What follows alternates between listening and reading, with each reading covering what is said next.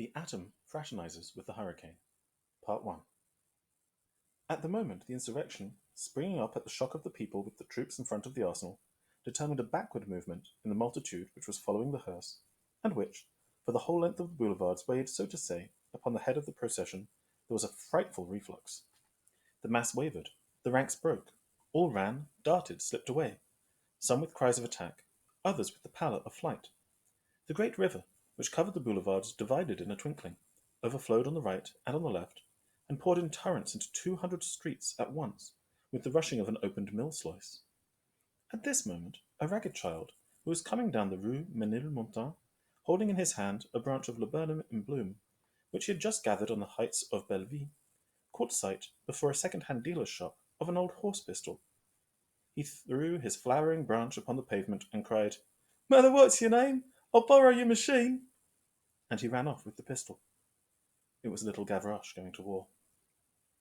On the boulevard, he perceived that the pistol had no hammer. Gavroche nevertheless continued on his way. At the Saint-Jean market, where the guard was already disarmed, he effected his junction with the band led by Enjolras, Courfeyrac, Combeferre, and Foy. They were almost armed. Bahorel and Jean Prouvaire had joined them and enlarged the group. Enjolras had double-barreled fowling piece, Combeferre a National Guard's musket, bearing the number of the Legion, and at his waist 2 pistols, which could be seen, his coat being unbuttoned. Jean Prouvaire an old cavalry musketoon, Bahorel a carbine. Courfeyrac was brandishing an unsheathed sword-cane.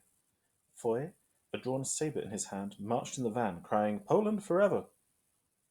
They came from the Quai Morland, cravatless, hatless, breathless. Soaked by the rain, lightning in their eyes, Gavroche approached them calmly. "Where are we going?" "Come on," said Courfeyrac. Behind, Foy marched, or rather bounded. Bahorel, a fish in the water of the Emeute. A tumultuous cortege accompanied them. Students, artists, young men affiliated with the Coureurs des, working men, rivermen, armed with clubs and bayonets. A few like Combeferre with pistols thrust into their waistbands. An old man, who appeared very old, was marching with this band. He was not armed, and he was hurrying that he should not be left behind. Although he had a thoughtful expression, Gavroche perceived him. "Who's that?" said he to Courfeyrac. "That is an old man." It was Monsieur Mabeuf.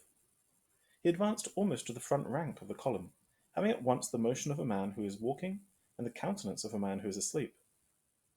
"What a desperate good man!" murmured the students. The rumour ran through the assemblage that he was an ancient conventionist, an old regicide. The company had turned into the Rue de la Verrerie. Little Gavroche marched on. They made their way towards Saint-Merry. Part 2. The band increased at every moment.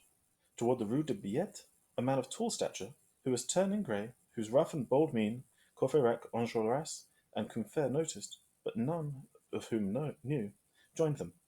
Gavroche, busy singing, whistling, humming, going forward and rapping the shutters of the shops with the butt of his hammerless pistol, paid no attention to this man.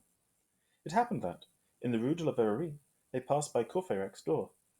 "That's lucky," said Courfeyrac. "I've forgotten my purse, and I've lost my hat." He left the company, and went up to his room, 4 stairs at a time.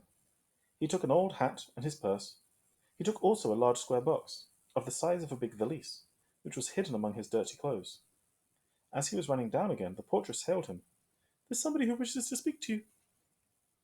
At that time, a sort of young working man, thin, pale, small, freckled, dressed in a torn blouse and patched pantaloons of ribbed velvet, and who had rather the appearance of a girl in boy's clothes than that of a man, came out of the lodge, and said to Courfeyrac in a voice which, to be sure, was not in the least in the world like a woman's voice, "Monsieur Marius, if you please."